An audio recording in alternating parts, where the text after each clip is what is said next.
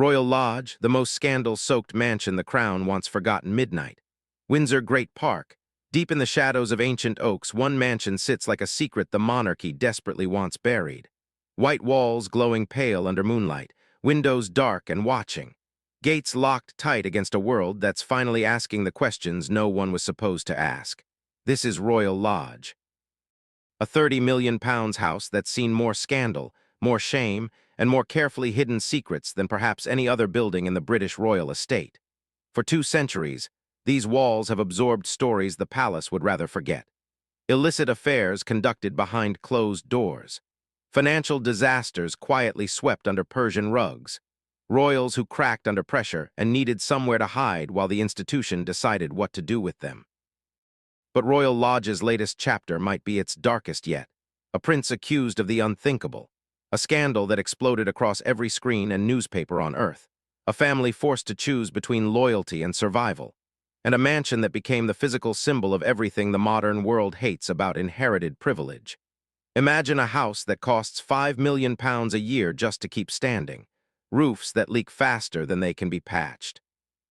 Paint that cracks and peels no matter how many times it's reapplied. Gardens that threat to swallow the pathways if staff take even 1 week off. Now imagine the man living inside has no job, no income, and a reputation so toxic that charities return his donations rather than be associated with his name.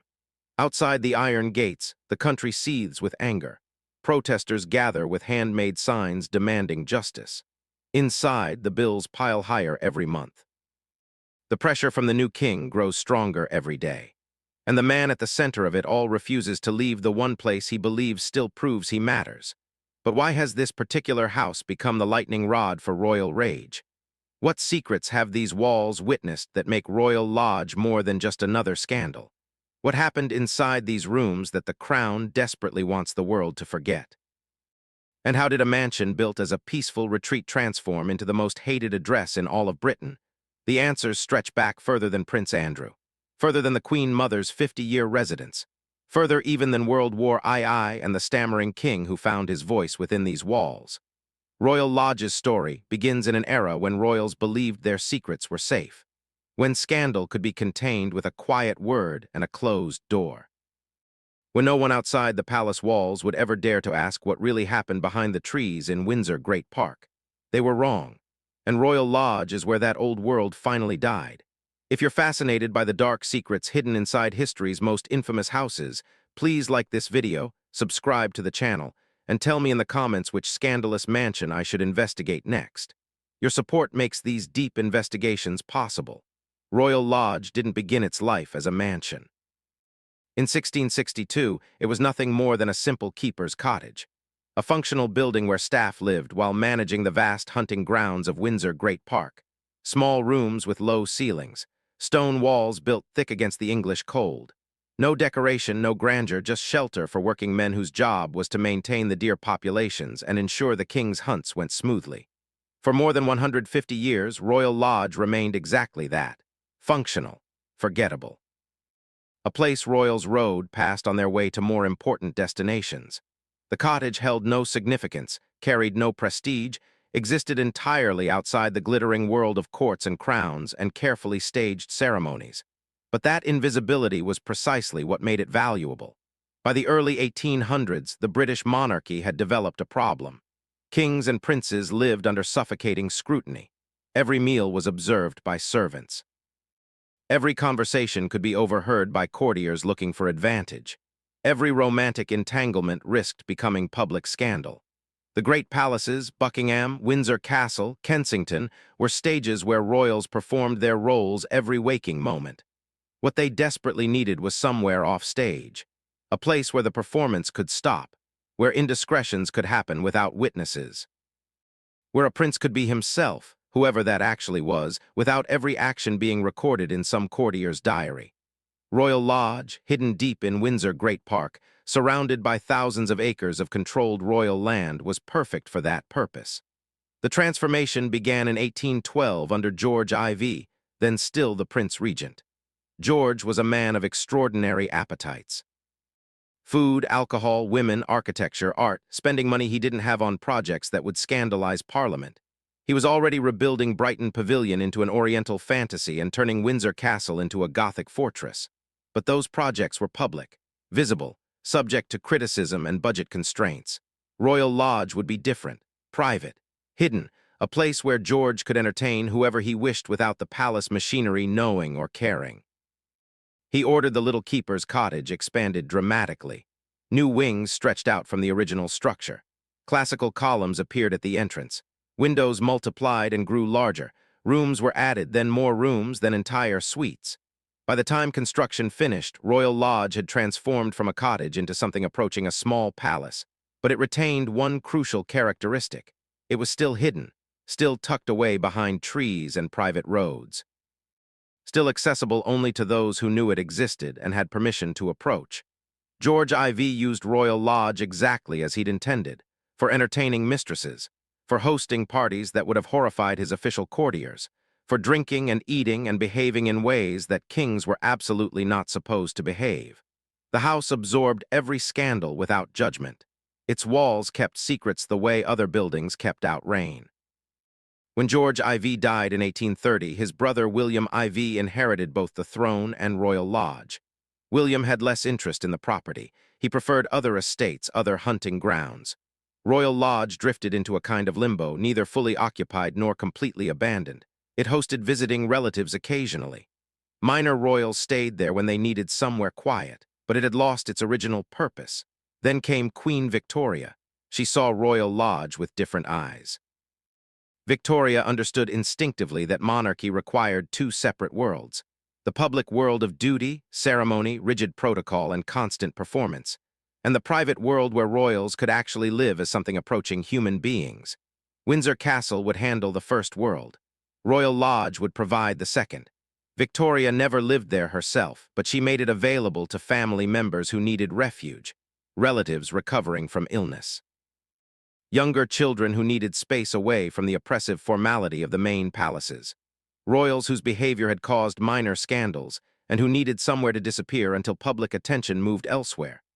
Royal Lodge became the monarchy's pressure valve, a place where troubled royals could be quietly stored until they recovered, behaved, or at least stopped being quite so publicly embarrassing. That pattern, established in Victoria's reign, would define Royal Lodge for the next 150 years. It was never the most important royal residence, never the grandest or most historically significant, but it served a function palaces couldn't. It provided escape. It offered invisibility. It sheltered royals the institution didn't quite know what to do with. By the early 1900s, Royal Lodge had settled into comfortable obscurity. Staff kept it maintained. Gardens were tended. Rooms were cleaned and aired regularly. It sat there waiting, year after year, for the next royal who would need exactly what it offered: a beautiful house in a controlled environment where the outside world couldn't quite reach. That royal arrived in 1931. His name was Albert, Duke of York, second son of King George V, a man crushed by anxiety and a debilitating stammer. A prince who had never expected to be important and desperately wished he could remain unimportant forever. Albert needed sanctuary. Royal Lodge, as it had for over a century, stood ready to provide it. But what neither Albert nor anyone else could have predicted was that this shy, stammering prince would become king. That Royal Lodge would transform from a hiding place into the emotional center of the monarchy during Britain's darkest hours, and that the house's reputation as a refuge for troubled royals would one day become the very thing that made it impossible to defend. Prince Albert never wanted to be important. Born in 1895 as the second son of the Duke of York, later King George V, he grew up in the shadow of his older brother David. David was everything Albert wasn't: confident, charming, handsome, comfortable in public. David shone. Albert stammered. The stammer defined Albert's childhood. It made public speaking torture. It turned simple conversations into minefields. It marked him, in the eyes of courtiers and family alike, as the lesser son, the backup, the one who would never really matter because David would be king and everything would be fine. Albert retreated into himself. He found comfort in structure, routine, privacy. He married Elizabeth Bowes Lyon in 1923, a Scottish aristocrat with warmth and steel in equal measure. They had two daughters, Elizabeth in 1926 and Margaret in 1930. Albert wanted nothing more than to live quietly with his small family, carrying out minor royal duties, staying far from the spotlight that burned so painfully bright. In 1931, King George V offered Albert and his family Royal Lodge as their country residence. The house had been empty for years, quietly aging, waiting for someone who needed it. Albert accepted immediately. Royal Lodge gave Albert what he'd been searching for his entire life: space to breathe, distance from the judgment of courtiers. A place where his daughters could run and play without protocol officers watching their every move, where he could practice his speeches in private, working with therapists to manage the stammer that had defined and limited him since childhood. Elizabeth, his wife, understood exactly what Royal Lodge represented. She threw herself into making it a real home rather than just another royal residence. She redecorated with warmth rather than formality. She planted gardens that felt alive rather than manicured into submission. She made sure the house felt like family, not duty. The girls, Elizabeth and Margaret, loved Royal Lodge in ways they never loved the formal palaces. At Buckingham Palace and Windsor Castle, they were princesses. Every action was observed, corrected, shaped. At Royal Lodge, they were just children. They climbed trees. They got dirty. They played with dogs that jumped on furniture and tracked mud through hallways. In 1932, the people of Wales gave Princess Elizabeth a gift that would become Royal Lodge's most famous feature: a miniature house called YBW Thin Bach, the Little Cottage. It was a perfect replica of a Welsh cottage scaled down to child size. 2 tiny rooms with working doors and windows, a little kitchen with running water, child-sized furniture that fit perfectly. Elizabeth and Margaret claimed YBW Thin Bach as their kingdom. They swept its floors, arranged its dishes, invited guests for pretend tea. Inside that little house, being a princess didn't matter. No one was watching. No one was judging. It was the only space in their entire lives where they had complete control. For Albert, Royal Lodge became his anchor point, the place where he felt like himself, where the weight of royal duty lifted enough that he could function. He walked the grounds for hours with Elizabeth. They talked about their daughters, about their lives, about the future that seemed comfortably predictable. That predictability shattered in 1936. King George V died in January. David, now King Edward VII, ascended to the throne exactly as everyone had always expected. Albert breathed with relief. His brother was king. Albert could remain in the background. Royal Lodge would stay his private refuge. Nothing had to change. Then came Wallis Simpson, an American divorcee. Twice divorced, in fact. A woman the Church of England and the British government would never accept as queen. Edward VII was obsessed with her. He wanted to marry her.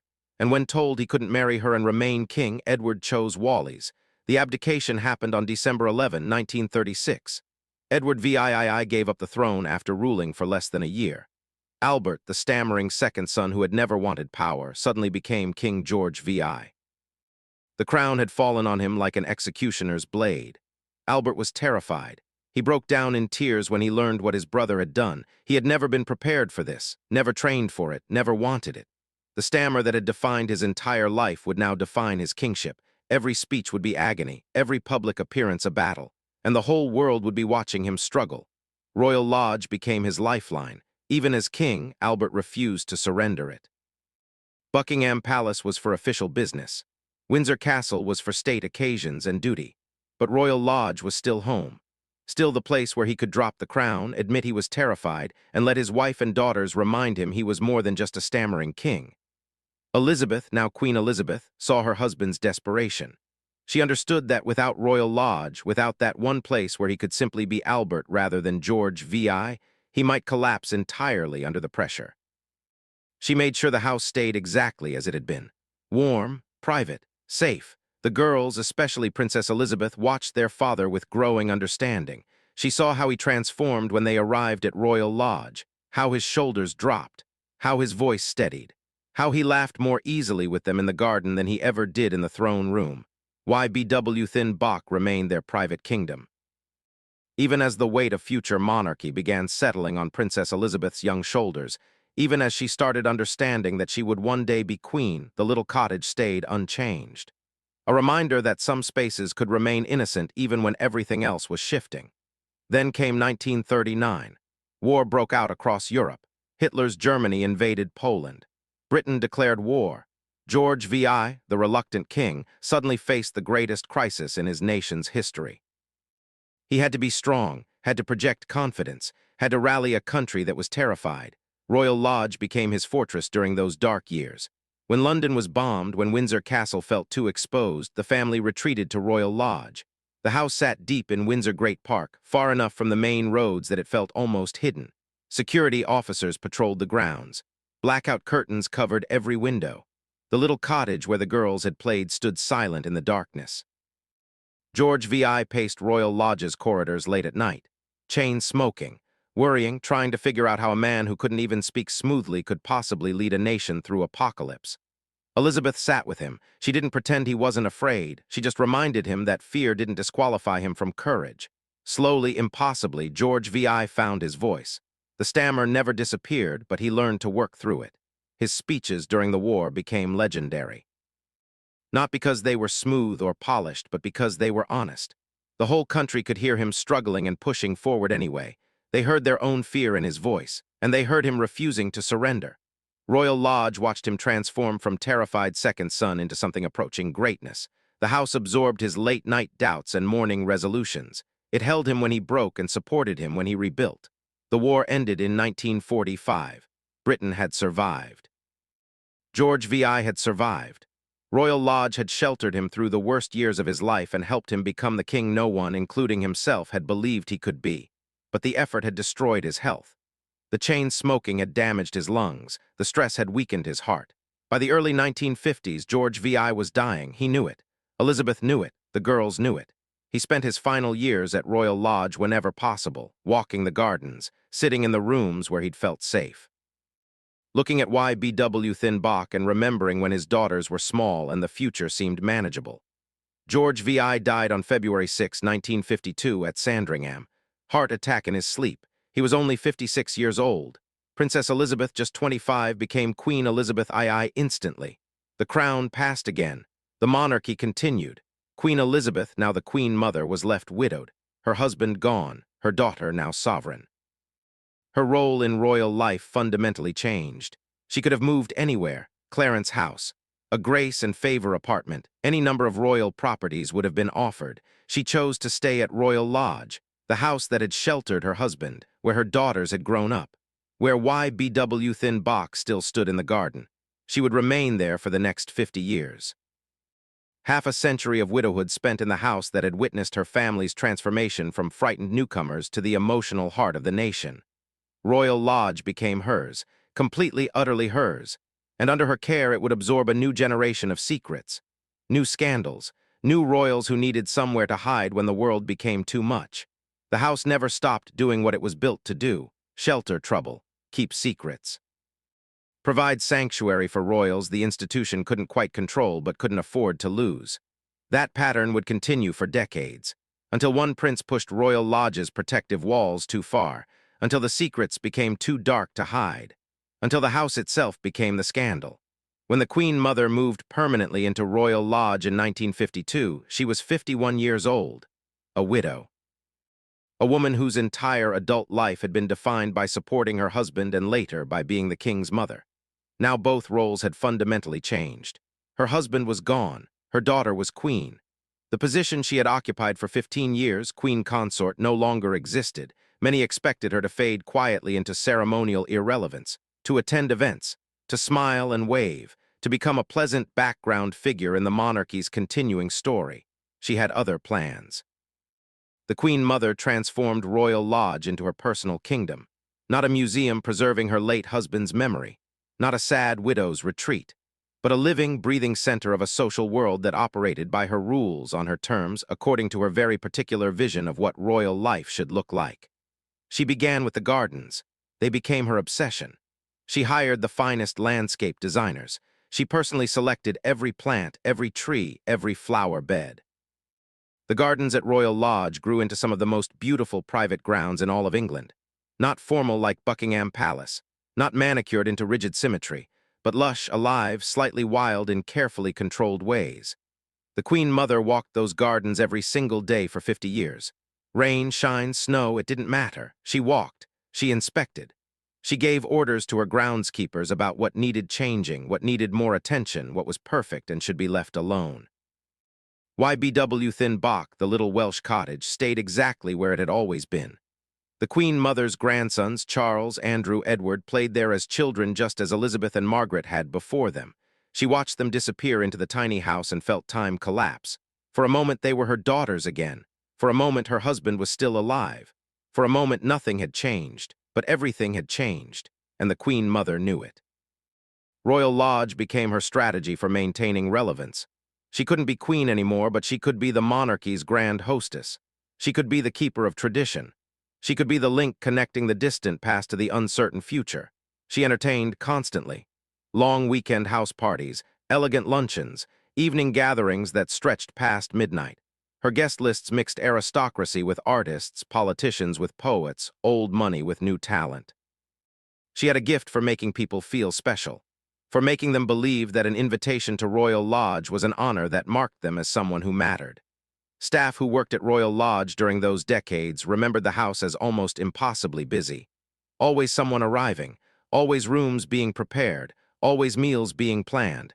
The Queen Mother didn't do quiet retirement. She did performance, every day, every week, for 50 years. But beneath the glamour and the parties and the beautiful gardens, Royal Lodge began showing cracks. Not in its walls, in its purpose. The Queen Mother was expensive, spectacularly, unapologetically expensive. She believed royal life required a certain level of grandeur. Anything less was, in her view, a betrayal of what monarchy meant. That philosophy translated into massive spending. Royal Lodge's staff numbered in the dozens. Housekeepers, cooks, gardeners, maintenance workers, drivers, security personnel. The payroll ran to hundreds of thousands of pounds every year. The house itself demanded constant care. Roofs repaired, windows replaced, heating systems maintained, paint refreshed, stonework repointed. Then there were the parties, the food, the flowers, the wine cellars that needed constant restocking. The Queen Mother's personal tastes, which ran to the very finest of everything. Parliament grumbled occasionally about the cost.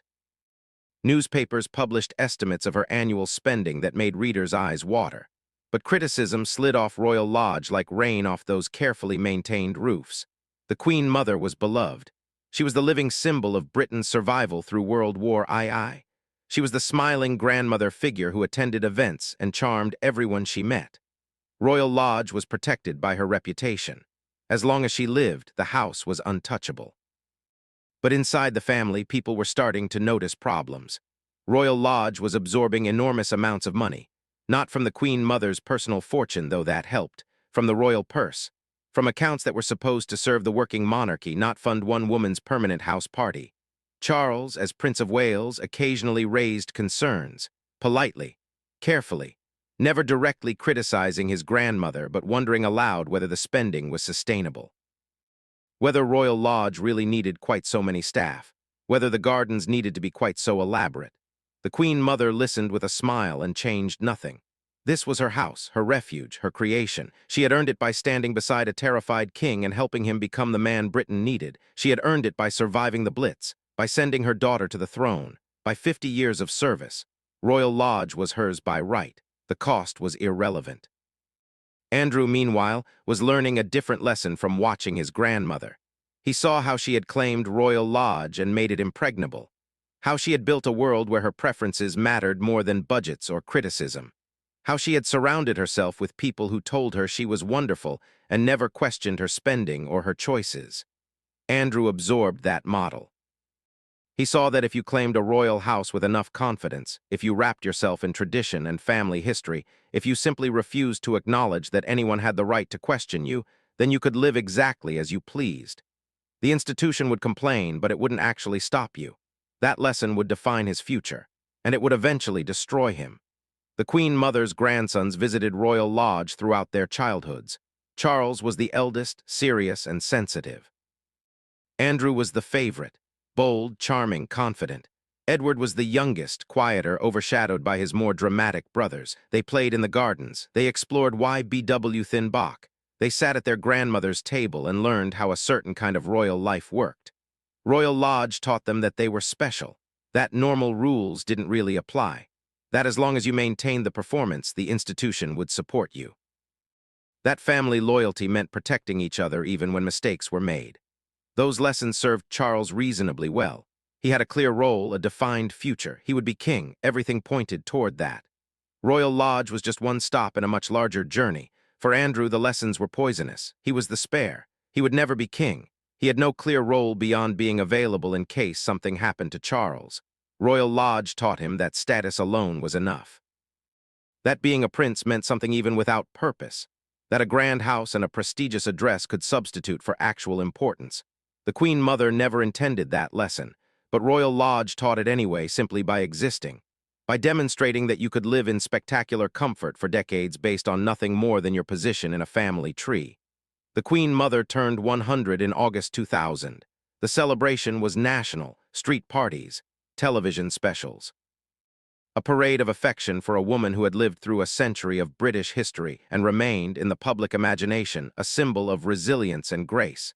Behind the scenes, Royal Lodge was crumbling. The maintenance backlog had grown enormous. Estimates suggested £7 million worth of essential work was needed immediately. Roofs were failing. Drainage systems were obsolete. Electrical wiring hadn't been properly updated in decades. The Queen Mother was too old to care. Too old to manage the house the way she once had. Staff did their best to keep up appearances, but they were fighting a losing battle against time and deferred maintenance. She died on March 30, 2002, at Royal Lodge. She was 101 years old. She had lived in that house for exactly 50 years. Half a century of parties and gardens and grandeur and slowly accumulating problems that no one had wanted to address while she was alive. With her death, Royal Lodge's protection vanished. It was just a house again. A very expensive, badly maintained house that needed millions in repairs and no longer had a beloved national figure to justify its cost. The family had to decide what came next. Several options were debated. Turn it into a museum, split it into apartments, return it to the Crown estate for commercial lease. Queen Elizabeth II had a different idea. She would give Royal Lodge to Andrew, her second son, the one who had always been her favorite. The one who had served in the Falklands War and deserved, in her view, recognition and security. Andrew accepted immediately. He saw exactly what his grandmother had seen decades earlier. Royal Lodge wasn't just a house. It was proof. It was status. It was the physical embodiment of royal importance. He had no idea he was accepting a trap.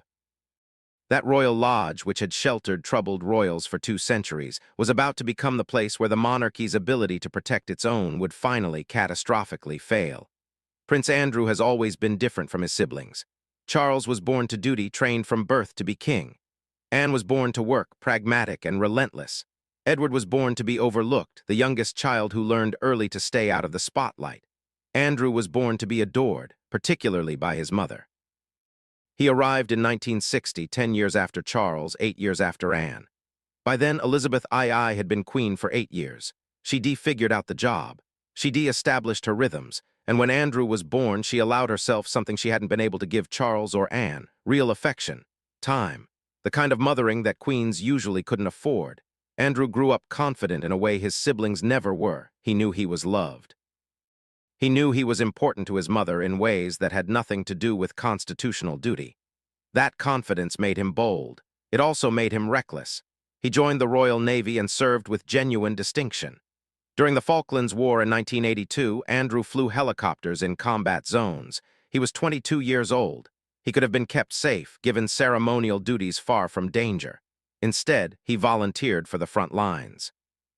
His service was real, courageous, and earned him respect that he'd never achieved through his title alone. That military service became the foundation of his identity.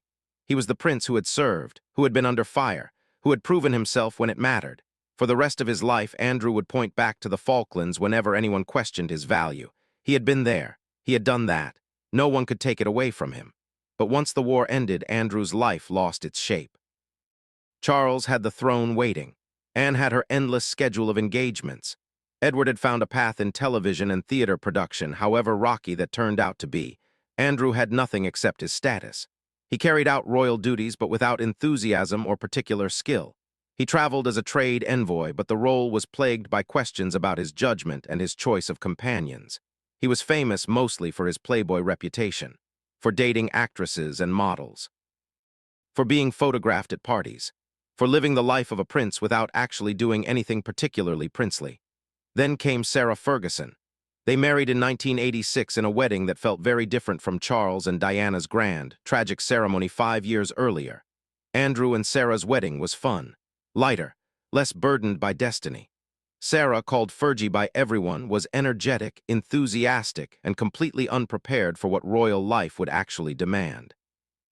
The marriage produced 2 daughters, Beatrice in 1988, Eugenie in 1990, and then almost immediately began falling apart. The tabloids savaged Sarah. They mocked her weight, her clothes, her every move. She made mistakes. She trusted the wrong people. She got bad advice. And Andrew, busy with his Navy career, wasn't around enough to support her through it. They separated in 1992, divorced in 1996. The split was messy and public and damaged both of them. But unlike most divorced couples, they never really separated. They remained close. They co-parented effectively. They lived near each other. They went on family holidays together. People found it baffling. Were they still romantically involved? Were they just friends? Were they staying together for the girls? No one, including Andrew and Sarah, seemed able to clearly define what their relationship actually was. What was clear was that both were struggling financially. Andrew had his Navy pension and a modest allowance from the Queen's private income. Sarah had almost nothing. Her attempts at business ventures failed repeatedly. Her book deals underperformed. She accumulated debt, made bad choices, and was photographed in increasingly desperate scenarios trying to make money from her Duchess title. When the Queen Mother died in 2002 and Royal Lodge became available, it looked like salvation. Andrew could finally have a proper home. Beatrice and Eugenie could have a stable base. Sarah could live there too, officially separate, unofficially still part of the family unit. The Queen offered Andrew a 75-year lease through the Crown estate. The terms were remarkably generous. Rent of just £250 per week, roughly £13,000 per year. For comparison, similar estates in the area rented for £500,000 annually or more. Andrew was paying less than 3% of market rate. But the discount came with obligations.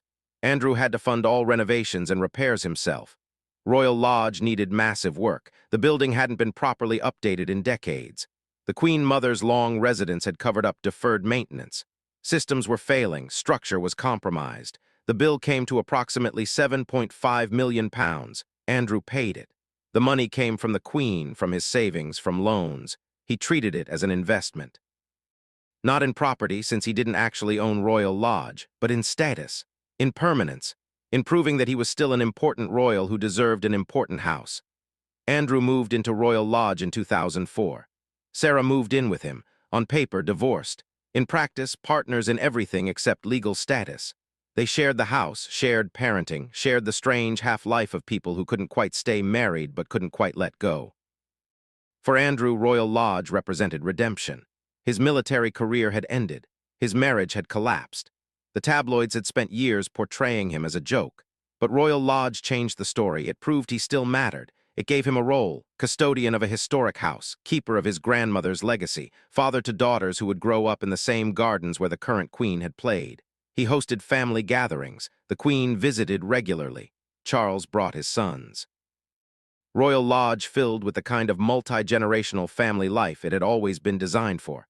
Andrew felt vindicated, safe, protected by history and family and a 75-year lease that seemed unbreakable. But the safety was an illusion. The lease required him to maintain the property to Crown estate standards. That meant professional upkeep, ongoing renovations, immediate responses to any problems. The house was enormous. The grounds spread across nearly 100 acres. The costs were relentless.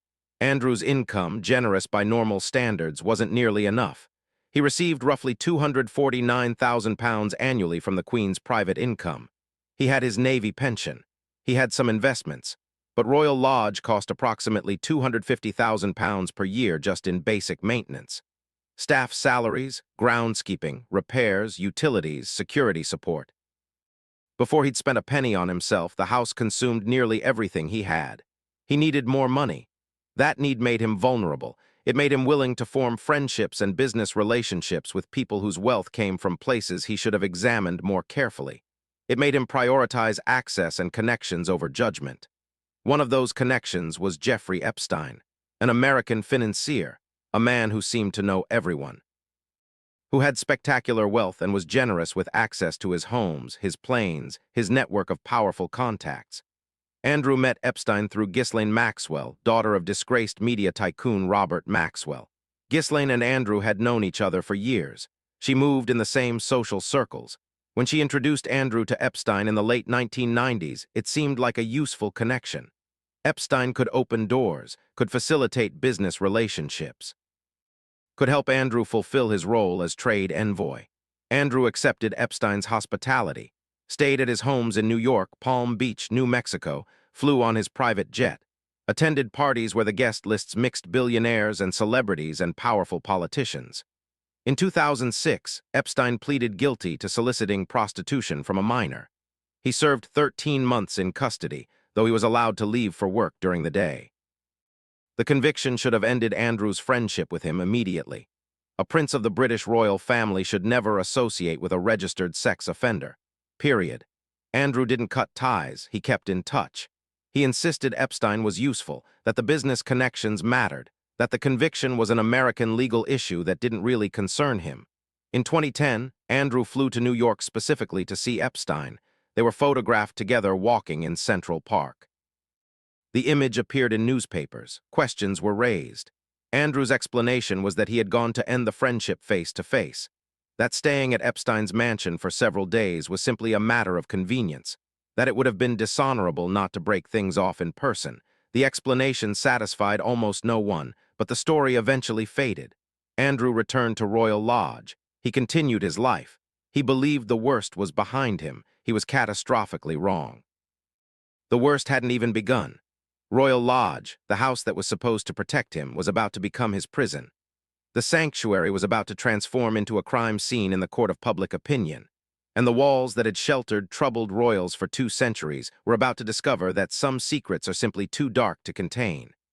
In 2010, Virginia Roberts, later known by her married name Virginia Giuffre, was fighting a legal battle that most people weren't paying attention to. She was one of many women who alleged that Jeffrey Epstein had sexually abused them. Her case was tangled up in American courts. Her name appeared occasionally in news stories, but usually buried deep in articles about Epstein's wealth and connections. Then came the photograph, a single image that would eventually destroy Prince Andrew's reputation and turn Royal Lodge into the most controversial address in Britain. The photo showed a young Virginia Giuffre standing next to Prince Andrew. His arm was around her waist. She looked young, uncomfortable, not quite smiling. Andrew looked relaxed, slightly smiling. Ghislaine Maxwell stood beside them. The setting appeared to be a private home. The image was grainy amateur, the kind of casual photo people take at parties without thinking twice. But this wasn't just any party. According to Giuffre, the photo was taken in 2001 at Ghislaine Maxwell's London home. Giuffre was 17 years old at the time. She claimed Epstein had trafficked her to powerful men, including Prince Andrew. She claimed the photo was taken on the same night she was forced to have sex with the prince. Andrew denied everything. He said he had no recollection of meeting Virginia Giuffre. He suggested the photograph might be fake. He insisted that nothing inappropriate had ever happened between them. For several years, the photograph and the allegations existed in a kind of limbo. Giuffre's lawyers kept pushing. Epstein faced new criminal charges in 2019, accused of decades of sexual abuse and trafficking. Then in August 2019, Epstein died by apparent suicide in his New York jail cell. His death meant he would never face trial. It also meant the focus shifted entirely to the men who had been part of his network. Andrew's name kept appearing. More photographs surfaced. Andrew at Epstein's Manhattan mansion. Andrew on Epstein's private island. Andrew with Ghislaine Maxwell at various events over many years. The palace issued carefully worded denials. Andrew didn't remember. He had been there in an official capacity. His relationship with Epstein had ended after the 2006 conviction. The visit in 2010 had been a mistake in judgment, but nothing more. The denials weren't working. Public pressure grew. Newspapers demanded answers. Victims' rights groups insisted Andrew couldn't simply hide behind palace walls and wait for the story to disappear. In November 2019, Andrew made what he believed would be a career-saving decision. He agreed to an interview with BBC Newsnight.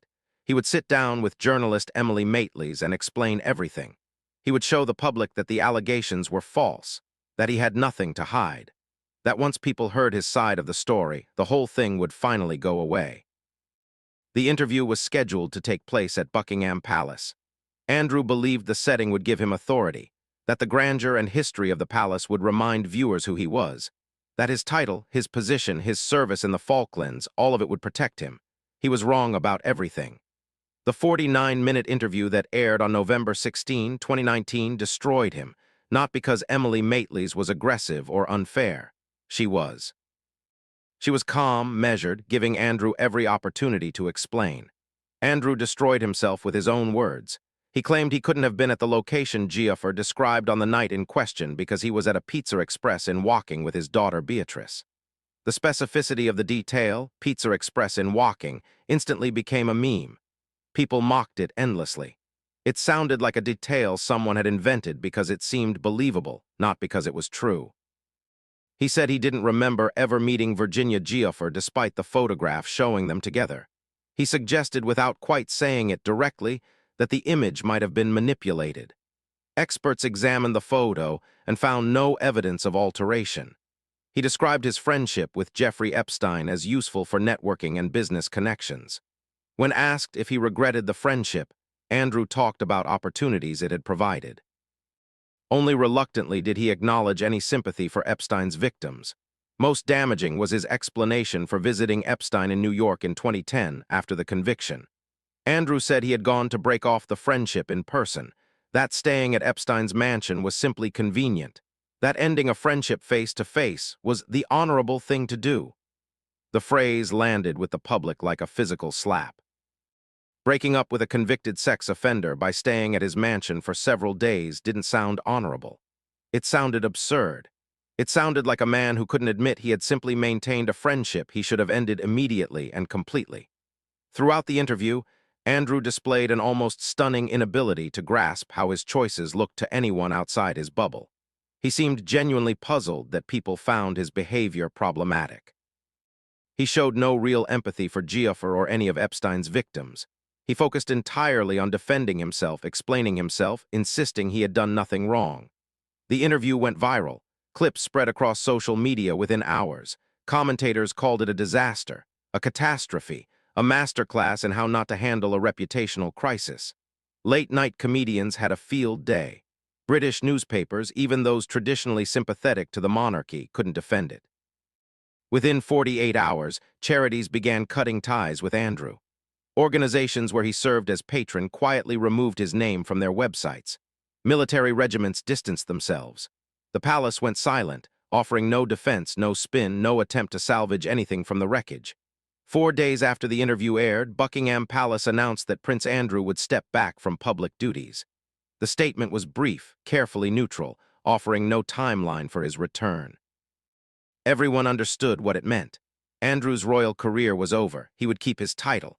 He would remain the Duke of York, but he would no longer represent the Queen. He would no longer attend official events. He would no longer pretend to be a working royal. Andrew retreated to Royal Lodge. The house that was supposed to prove his importance had become his only territory. The sanctuary had transformed into a bunker. He stopped appearing in public. He stopped hosting gatherings. He stopped walking the grounds where photographers might catch him. Royal Lodge, which had sheltered troubled royals for 2 centuries, now sheltered a prince the public actively hated. And the walls that had kept secrets so successfully for so long couldn't keep this one, because the scandal wasn't hidden inside Royal Lodge. It was Andrew himself, and no matter how thick the walls, no matter how locked the gates, he couldn't escape it. The siege had begun, and it would only get worse. After the Newsnight interview, Andrew's life collapsed in stages, not all at once. The monarchy doesn't work that way. Royal disasters happen slowly, politely, with careful phrasing and strategic silences. First went the patronages. Andrew had been associated with dozens of charities and organizations. He was patron of a golf club, several military-related groups, business organizations, educational foundations. Within weeks of the interview, nearly all of them quietly severed ties. Some issued brief statements. Others simply removed his name from their materials and hoped no one would notice. Then went the military honors. Andrew had held honorary titles with various regiments and military organizations. These weren't jobs. They were ceremonial roles, symbolic connections between the royals and the armed forces, but they carried weight. They meant something. They represented respect and recognition of his Falklands service. One by one, they disappeared. Not officially removed at first, just quietly set aside. Andrew stopped attending regimental events. Units stopped mentioning him in their materials. The connections were allowed to wither rather than being formally cut. It was the royal way. Never make a scene, never explicitly punish, just gradually erase. Royal Lodge became Andrew's entire world because he functionally didn't have another one. He couldn't attend public events without protesters appearing. He couldn't walk through central London without being recognized and photographed. He couldn't carry out any kind of public-facing role without becoming the story rather than the cause he was supposed to be supporting. Sarah stayed with him. Whatever their relationship actually was, however you defined it, she didn't abandon him. She defended him publicly. She insisted he was innocent. She stayed at Royal Lodge, navigating the same impossible situation, living in a mansion that cost a fortune to maintain while the income that was supposed to support it evaporated. The girls, Beatrice and Eugenie, were caught in an impossible position. They loved their father. They believed in his innocence. But they were also trying to build their own lives. They were getting married, starting careers, beginning to have children. Their father's scandal threatened to define them. Every article about them mentioned Andrew.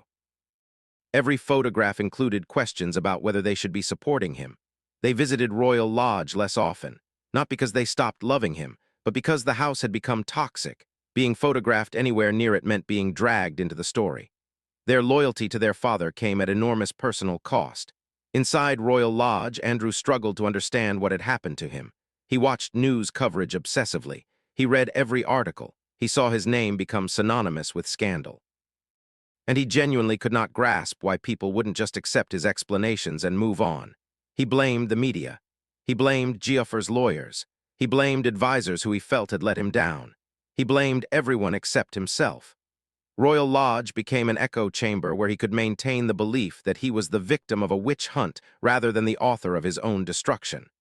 The financial model that had barely worked before the scandal collapsed entirely after it. Andrew's allowance from the Queen continued for a while, but everything else dried up. No more business consulting. No more paid appearances. No more income from his role as trade envoy, a position he'd already lost years earlier, but that had generated other opportunities. Royal Lodge cost £250,000 per year in basic running costs. That was before accounting for major repairs, which the house desperately needed. The £7.5 million Andrew had spent on renovations in the early 2000s hadn't been a final bill. It had just reset the clock on an old building's endless needs. By 2020, estimates suggested Royal Lodge needed another £5 million in structural work. Roofs were failing again. Drainage issues threatened the foundations. Heating systems were outdated and increasingly unreliable. Windows needed replacing. Exterior paint was peeling. The house was eating itself. Andrew didn't have £5 million. He didn't have one spare million. The lease required him to maintain the property to Crown Estate standards. He was failing. And failure meant the Crown Estate could theoretically reclaim the property. Andrew panicked. He went to the Queen for help. She gave him money. How much has never been publicly confirmed. Estimates suggest several £1,000,000, enough to keep Royal Lodge functioning, enough to stay in compliance with the lease, enough to buy time. But it created a new problem. The Queen was using private funds to support a son who had disgraced himself and the institution. It looked terrible. It suggested that Andrew was being protected. That royal privilege meant never truly facing consequences. Then came Virginia Geoffrey's lawsuit. Filed in August 2021 in New York federal court, it alleged sexual abuse and sought unspecified damages. Andrew's lawyers fought to have it dismissed. They argued about jurisdiction, about the validity of a settlement Geoffrey had signed with Epstein years earlier, about technical legal issues. None of it worked. The case moved forward. Discovery began. The prospect of Andrew being deposed, of having to answer questions under oath, of having private documents and communications examined in detail became terrifyingly real. A trial would be catastrophic. Even if Andrew won, the damage would be enormous. The details that would emerge. The coverage.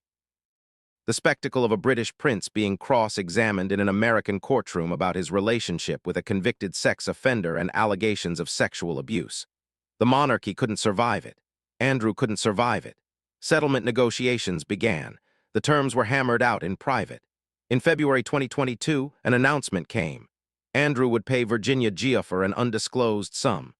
Reports suggested somewhere between £7 million and £12 million. He would make no admission of guilt. Giaffer would drop the lawsuit. Andrew didn't have that kind of money. The Queen gave it to him. Again, the exact amount and source have never been officially confirmed. But the money came from somewhere. Andrew wrote the check. The lawsuit disappeared, but the settlement didn't clear his name. It just ended the legal proceeding. To most people, it looked like exactly what it probably was. A rich, powerful man paying to make a problem disappear without ever admitting he'd done anything wrong. Royal Lodge, which had cost Andrew millions in renovations and hundreds of thousands annually in upkeep, had now indirectly cost him millions more in settlement money. The house was financially devouring him, and he still refused to leave. He told himself the lease was legal and binding, that the Queen would never let him be forced out. That Royal Lodge was his last proof that he still mattered. That walking away would mean admitting total defeat. He was fighting reality. Royal Lodge couldn't save him. Status couldn't save him, the family name couldn't save him, and the sanctuary he'd spent 2 decades building was about to become the battleground where the monarchy would prove it could discipline its own. Queen Elizabeth II died on September 8, 2022 at Balmoral Castle in Scotland. She was 96 years old. She'd reigned for 70 years. She was the only monarch most British people had ever known. Her death was a national earthquake. Andrew was with her at the end, one of the few family members who made it to Balmoral before she passed. For a brief moment, his scandal faded into the background. He was a son grieving his mother. The cameras caught him in tears during the funeral processions.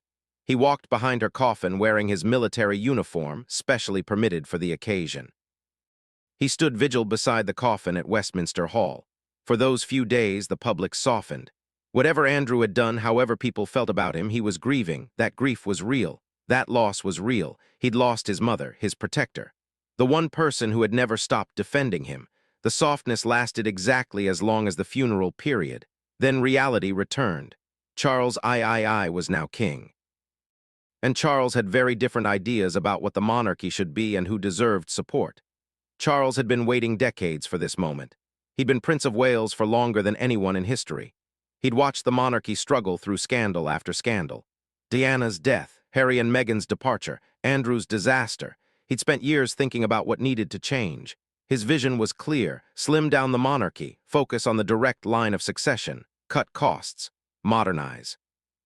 Make the institution relevant and defensible in the 21st century, and hold family members accountable when they damage the crown's reputation.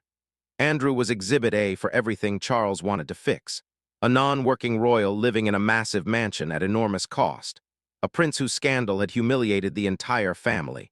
A brother who refused to accept that his era was over. Within weeks of becoming king, Charles made his position clear. The allowance would end. Andrew would receive no further funding from the Duchy of Lancaster.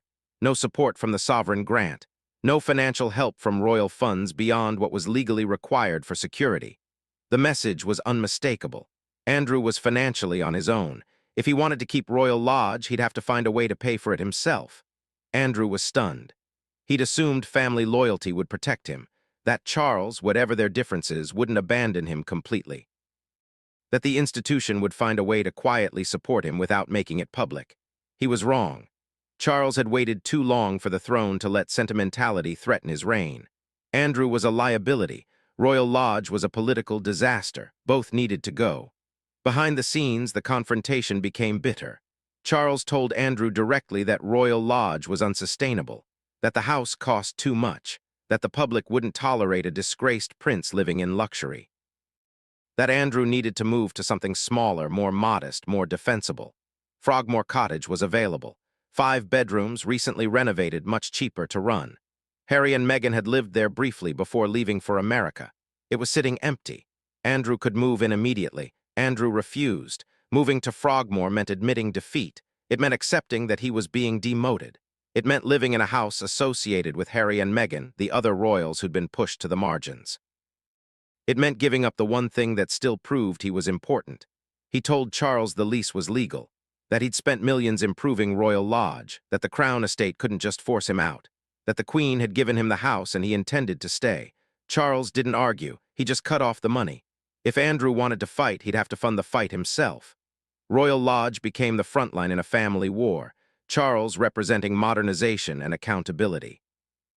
Andrew representing the old system where status protected you from consequences. The British public watched with fascination. Whose side would the institution take? Would family loyalty prevail, or would the monarchy prove it could discipline its own? The Crown estate, which technically owned Royal Lodge, began examining the lease more carefully. The terms required Andrew to maintain the property to specific standards. They sent inspectors. They documented problems, roofs that needed work, exterior maintenance that hadn't been done, standards that weren't being met. Andrew scrambled to find money. Reports surfaced of wealthy friends providing loans, former business associates offering financial support. The details stayed deliberately vague, but money came from somewhere, enough to keep Royal Lodge running, enough to make minimal repairs, enough to stay in technical compliance with the lease. But it looked terrible. A prince with no visible income somehow funding a multi-million-pound lifestyle. People asked obvious questions.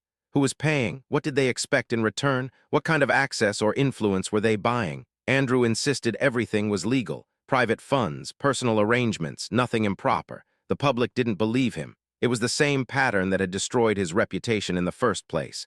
Technically legal perhaps, but rotten in appearance. Royal Lodge turned into a symbol of everything people hated about royal privilege. A man with no job, no role, and a wrecked reputation living in a mansion while ordinary families struggled with rising costs of living. Protests grew more frequent, more angry, more focused on Andrew personally and Royal Lodge specifically. The house that had sheltered troubled royals for 2 centuries couldn't shelter this one. The walls couldn't muffle the fury outside. The gates couldn't keep out the reality that Andrew was living on borrowed time in a house he couldn't afford and a status he no longer deserved. Charles increased the pressure. No allowance, no exceptions. Either Andrew found a sustainable way to pay for Royal Lodge or he would have to accept a smaller property. The king's patience had limits, and those limits had been reached. Inside Royal Lodge, Andrew was unraveling. He'd lost his mother. He'd lost his income. He'd lost his public role. The house was the only thing left that said he still mattered. Losing it meant losing everything. Sarah tried to help. She managed finances. She dealt with staff. She shielded Andrew from the worst of the media coverage. But even she could see the situation was impossible. They were living in a collapsing mansion, funded by mysterious sources, under siege from public opinion, with a king who wanted them gone. The little Welsh cottage, YBW Thin Bach, still stood in its corner of the garden. Silent. Empty, a reminder that Royal Lodge had once meant happy childhoods and family warmth. That seemed like a different world now. A different life. A different Andrew. The house was rotting around him. His reputation was shattered. His family had moved on without him. And the only question left was whether he would finally accept reality or whether he'd have to be physically removed from the property he'd convinced himself was his forever. By early 2023, Royal Lodge had begun to visibly decay. The kind of decay that comes when money runs out and pride prevents asking for help. When a building needs constant care and receives only desperate emergency patches. The exterior paint, once brilliant white, had faded to patchy gray. Not uniform gray, which might have looked intentional, patchy, streaked. The visual evidence of failure. Shutters hung crooked. Window frames showed bare wood where paint had flaked away. Gutters sagged under the weight of seasons' worth of accumulated leaves and debris. The grounds told the same story. Lawns were mowed, but not with the precision they'd once received. Edges went untrimmed. Flower beds were weeded but rarely replanted. The gardens that the Queen Mother had obsessed over for 50 years were slowly, visibly failing. Staff numbers had fallen dramatically. Andrew couldn't afford the small Army Royal Lodge once employed. Positions went unfilled. Remaining staff took on multiple roles. People who'd worked at Royal Lodge for decades left for more secure employment. The house felt emptier, quieter, sadder. Whole wings were closed off to save on heating. Andrew and Sarah lived in a fraction of the house, clustering in a few rooms, leaving the rest dark and cold. The mansion that had once hosted elaborate parties and multi-generational gatherings had shrunk to become a very expensive apartment for 2 people clinging to a life that no longer existed. The roof problems grew worse. Leaks appeared in multiple locations. Buckets collected dripping water in rooms that had once hosted queens. Temporary repairs bought time but solved nothing. The roof needed to be completely redone. The cost would be millions. Andrew didn't have millions. The heating system, ancient and inefficient, broke down repeatedly. Winters became uncomfortable. Staff wore extra layers inside. Andrew complained constantly about the cold, but there was no money to replace the system. Only enough to keep repairing it over and over, each fix buying a few more months. Stonework around the exterior showed deep weather damage. Cracks spread along walls. Drainage problems left water pooling near foundations after every heavy rain. Each ignored problem made the next one worse. Each delayed repair turned into a bigger, more expensive crisis. The house and the man had become mirrors of each other. Both had been impressive once. Both were visibly deteriorating. Both refused to admit how bad things had become. Public anger hadn't faded. If anything, it had sharpened. Royal Lodge appeared regularly in news coverage, always in the context of Andrew's scandal, always accompanied by questions about cost and privilege and accountability.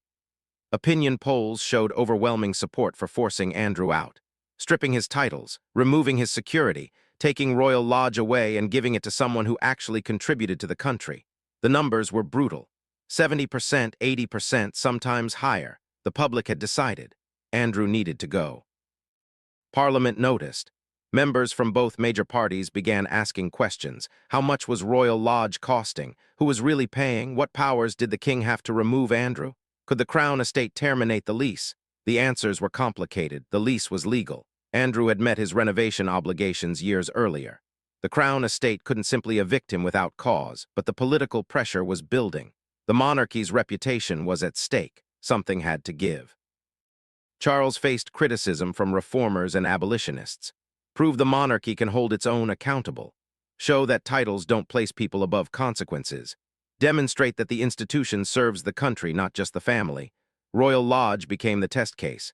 Inside, Andrew swung between defiance and despair. Some days he talked about fighting in court, about suing the Crown estate, about proving he had the right to stay. Other days he barely left his room. He stopped walking the grounds. Stopped bothering with routines that had once structured his life. Beatrice and Eugenie visited less frequently. They had their own young families, their own reputations to protect. They loved their father, but they couldn't keep defending him, couldn't keep standing between him and the consequences of choices he'd made. The little Welsh cottage, YBW Thin Bach, began to deteriorate too. Nobody maintained it. Nobody played there. It was just another abandoned building on a property that had once been carefully tended and was now slowly dying. Photographers with long lenses captured images of the decay. Each photograph became a new story. Each story poured more fuel on public anger. Royal Lodge was now described as Britain's most hated house, not because the architecture was ugly, but because it represented everything about privilege without responsibility, status without service, royalty without accountability. Andrew became a prisoner of the house he'd fought so hard to keep. He couldn't leave without being photographed, couldn't go anywhere without becoming the story. Royal Lodge had transformed from sanctuary to jail. The walls that were supposed to protect him now trapped him. The financial situation became increasingly mysterious. Andrew had no visible income, yet somehow Royal Lodge kept functioning. Staff were paid. Basic bills were covered. Enough repairs were done to prevent total collapse. Money came from somewhere, but where? Reports suggested wealthy friends were helping, former business associates, people who had known Andrew for years and felt loyalty or saw some advantage in supporting him. The specific names and amounts stayed hidden, but the arrangement looked terrible, a prince being bankrolled by unnamed wealthy individuals. What were they getting in return? Access, future favors, the association with royalty. Whatever the answer, it made everything worse. It suggested Andrew was for sale. That royal status could be rented by anyone with enough money and willingness to support him when the institution wouldn't. The Crown Estate's inspectors returned regularly. They documented every failure, every missed maintenance deadline, every standard Andrew wasn't meeting. They were building a case, slowly, methodically, creating the legal justification to reclaim the property. Andrew's lawyers pushed back. They argued the standards were being enforced more harshly against him than against anyone else. That other royal leases weren't being scrutinized this carefully. That the real motive was political, not legal. Charles wanted him out. The public wanted him gone. The lease was just a tool to accomplish it. They weren't entirely wrong, but legal correctness wouldn't save Andrew. The monarchy needed to prove it could discipline its own. Royal Lodge was the price of institutional credibility. and Charles had decided the cost was worth paying. The standoff dragged on through 2023, Andrew refusing to leave, Charles refusing to provide money. The Crown estate documenting failures, the public growing angrier, Royal Lodge rotting in slow motion. Something had to break. The only question was whether Andrew would finally accept reality, or whether he'd have to be physically forced out of the house he'd convinced himself was his identity, his status, his last proof that he still mattered to the family and the institution he'd spent his entire life serving. By mid-2023, Royal Lodge had become more than just Andrew's residence. It had become a national obsession. A focal point for debates about privilege, accountability, and what the monarchy was supposed to mean in the 21st century. Media coverage was relentless. Not just tabloids, serious newspapers, television news programs, radio discussions. Royal Lodge appeared constantly, always in the same context: a disgraced prince, a mansion he couldn't afford, a king trying to force him out, a public demanding consequences. The story had everything: family drama. Vast wealth alongside financial desperation, historical significance, the fall of a once privileged prince, and most importantly, it was simple. People didn't need to understand constitutional law or royal financing. They just needed to see that a man who disgraced himself was living in luxury while ordinary people struggled. Protesters began appearing regularly outside the gates. Not huge crowds, rarely more than a dozen people, but they came consistently, with handmade signs. Chanting demands: evict Andrew, no more royal freeloaders, justice for victims. Security officers monitored them carefully. No confrontations, no arrests, just a steady, visible line of public anger. Andrew watched from upstairs windows. He saw the placards, heard the chants drift across the lawns. It was one thing to read about public opinion in newspapers. It was another thing entirely to see actual people standing outside your home demanding you leave. Inside Royal Lodge, the atmosphere grew toxic, not between Andrew and Sarah. They remained united, locked together in shared crisis, but between Andrew and reality. He deconstructed a careful belief system where he was the victim, where media coverage was unfair, where the allegations were false, where his explanations should have been sufficient. Royal Lodge was the last place where that belief system could survive intact. Sarah began quietly packing, not obviously. Not in a way that acknowledged they were leaving, just sorting, organizing, making decisions about what would go where if, hypothetically, they had to move. She'd been through financial collapse before. She knew how these things went. Denial, then crisis, then sudden forced action. Better to prepare gradually than be caught unprepared when the end came. The girls stopped visiting almost entirely. Beatrice had married in 2020, Eugenie in 2018. Both had young children. Both were trying to build normal lives despite their father's scandal. Every visit to Royal Lodge meant being photographed, meant tabloid stories about loyalty and complicity, meant choosing between their father and their own reputations. They chose their own futures. They stayed away. They called him. They sent messages, but they stopped coming to the house that had once been their childhood refuge. Royal Lodge had become too toxic even for his daughters. Charles continued tightening the financial pressure. No allowance. No support. If Andrew wanted to stay at Royal Lodge, he'd fund it himself. The king refused to negotiate, refused to compromise, refused to give Andrew any path forward except the one Charles had chosen: leave voluntarily or be forced out. Behind the scenes, royal advisors were gaming out scenarios. What if Andrew simply refused to leave? What if he barricaded himself inside and dared them to physically remove him? The Crown estate legally owned the property. They could theoretically evict him.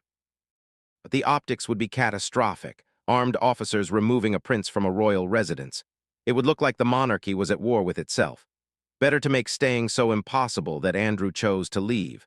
Financial pressure, social isolation, constant media coverage, legal threats, public protests, pile on enough misery and eventually even Andrew's stubbornness would break. The strategy was working. By late 2023, Andrew was visibly deteriorating. Staff noticed. Sarah noticed. He stopped maintaining routines, stopped caring about his appearance, spent more time alone in his study, doors closed, refusing to engage with anyone. Royal Lodge had become his entire world, not because he wanted it that way, but because he had nowhere else. No job, no public role, no friends who weren't also maintaining a careful distance, just a rotting mansion and a woman who divorced him decades earlier but couldn't quite abandon him. Security costs became another pressure point. Royal Lodge's security was funded by the Metropolitan Police. The cost was estimated at around £3 million per year. Taxpayer money protecting a prince who did nothing for the country. Parliament questioned it directly. Why should the public pay to protect Andrew? He wasn't a working royal. He carried out no duties. His presence at Royal Lodge served no official purpose. The security was purely personal. Why was that a public expense? The Home Office defended the spending by arguing Andrew remained a high-value target regardless of his working status. But the justification looked weaker every month. Pressure built to strip his security or at least reduce it dramatically. For Andrew, losing security meant losing safety. He'd received death threats, credible threats according to police. Royal Lodge without proper security would be indefensible. He'd be a visible target living in a known location without adequate protection. It was unthinkable, but so was the idea of the public continuing to fund millions in annual security for a disgraced prince. Another impossible situation with no good solutions. Royal Lodge's physical condition continued to worsen. A major storm in autumn 2023 caused significant damage. Trees down across the grounds, more roof damage, windows broken. The repairs needed were immediate and expensive. Andrew didn't have the money. He went to Charles again. Charles refused. The king suggested again that Andrew move to Frogmore, that this was all unnecessary, that a smaller property would be secure, affordable, and appropriate for someone in Andrew's position. Andrew refused. Royal Lodge was his, the lease was legal, he'd paid for renovations. He wasn't going to be forced out because the institution found him embarrassing. The deadlock continued. Two brothers, both stubborn, both convinced they were right, one with the power of the crown and institution behind him. The other with nothing except a legal lease and an unshakable belief that surrendering Royal Lodge meant surrendering his identity. By the end of 2023, Royal Lodge had become the visible symbol of a monarchy struggling to define itself. The house represented the old way, privilege based on birth, status protecting you from consequences, family loyalty mattering more than public accountability. Charles represented the new way, monarchy as service, accountability even for family. Status earned through contribution, not just inheritance. Royal Lodge had to go to prove the new way was real. The British public watched and waited. Whose vision would win? Would Andrew finally leave? Would Charles find a way to force him out? Would the monarchy prove it could discipline its own, or would Royal Lodge become proof that royal privilege still meant never truly facing consequences? The answer was coming, because Andrew had run out of money, run out of options, and was finally running out of time. Royal Lodge matters because it forces us to confront uncomfortable truths, not just about the monarchy, about ourselves, about what we tolerate in exchange for tradition, about the cost of protecting status over seeking justice. For 200 years, Royal Lodge represented a bargain. The monarchy would maintain beautiful, historically significant houses, would preserve heritage, would provide pageantry and tradition. In exchange, we wouldn't ask too many questions about what happened behind closed doors, about who lived where and why, about whether the people in those houses deserved them. That bargain worked when information moved slowly, when scandals could be contained, when the monarchy's mystique depended partly on distance and mystery. But we don't live in that world anymore. We live in a world where secrets break in real time, where victims have platforms, where public opinion forms faster than institutions can manage it. Royal Lodge is where that new world collided with the old bargain, where a prince believed the walls would protect him and discovered they couldn't, where the institution had to choose between family loyalty and survival, where the public finally said no, not anymore, not this. The house itself is beautiful. The gardens are spectacular. The history is real and significant. George VI's transformation from stammering prince to wartime king is genuinely inspiring. The Queen Mother's 50 years of devoted service deserve recognition. YBW Thin Bach is a charming piece of royal history, but Andrew's scandal has stained it all. Not because the house is guilty of anything. Buildings don't have moral agency, but because Royal Lodge became the physical symbol of everything that's broken about inherited privilege. A disgraced prince living in luxury while contributing nothing, while hiding from consequences, while insisting his title alone justified it all. The public anger at Royal Lodge isn't really about one mansion or one prince. It's about a system where some people are born into spectacular advantage while doing nothing to earn it, where status protects you from consequences that would destroy anyone else, where because I'm royal is supposed to be a sufficient answer to any question. That system is dying, not dead yet, but dying. Royal Lodge is one of its casualties. The house couldn't shelter Andrew because public tolerance for that kind of privilege has collapsed. The walls couldn't hold because we don't accept that secrets should stay secret anymore, especially not when those secrets involve credible allegations of serious harm. What makes Royal Lodge particularly compelling as a story is that it's not simple. Andrew is not a cartoon villain. He served bravely in war. He loves his daughters. He's been loyal to Sarah in his own complicated way. His grandmother was one of the most beloved figures in British history, and he genuinely learned from her and honored her memory. But none of that erases the allegations against him. None of it excuses his association with Jeffrey Epstein. None of it justifies the disastrous interview where he showed so little empathy for victims and so much concern for defending himself. None of it means he deserved to keep living at Royal Lodge. The house became a test of whether status still trumps accountability, whether being royal still means never truly facing consequences, whether the institution would protect one of its own even when that person had become indefensible. Charles made the right choice. Forcing Andrew out was necessary, not just for public relations, but because letting him stay would have meant the monarchy learned nothing from the scandal. Would have proven that royal privilege remains more powerful than justice or accountability. But the choice came late, too late for many people. Andrew lived at Royal Lodge for years after the scandal broke. He was supported financially by the Queen. He was protected by the institution. Only after the Queen died and Charles became king did the situation finally change. That delay matters. It shows how strong the impulse is to protect family over principle. How difficult it is for the monarchy to discipline its own. Royal Lodge now sits empty because the institution is trying to figure out what to do with a house that represents both genuine history and recent disgrace. How do you honor the Queen Mother's legacy while acknowledging that her grandson disgraced himself in the same house? How do you preserve architectural and historical significance while distancing yourself from scandal? The answer isn't obvious, which is why the house remains empty. Why no decision has been made. Why the Crown Estate is conducting reviews and studies and consultations. Because Royal Lodge isn't just a property decision. It's a symbolic decision about what the monarchy stands for going forward. For the public, Royal Lodge has become a symbol of long-delayed justice. The sight of Andrew being forced out, of the mansion finally being reclaimed, provided satisfaction that the legal settlement never did. It felt like consequences, like accountability. Like proof that status couldn't protect you forever. But it also revealed how much protection status provided before the consequences finally came.